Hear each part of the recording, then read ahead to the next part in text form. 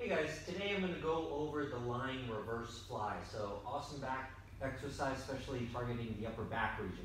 So what this will look like is I'll be lying face down on the ground. I'll show you that in a second. But you want your thumbs face up, okay? I know they're pointed behind me right now, but when I'm lying on the ground, they'll be face up. And what I'm going to do is, while leaving my arms straight, I'm going to retract like this, lifting my arms up off the ground. During this movement, keep a nice neutral spine, core tight as well. So let's check out what the lying reverse fly will look like.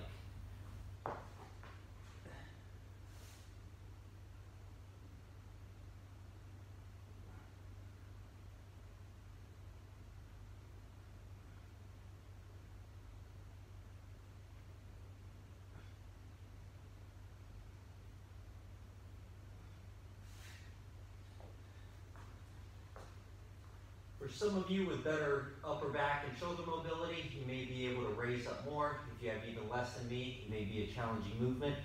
If it is so, just try taking your thumbs and just put palms face down. But that right there is the lying reverse fly.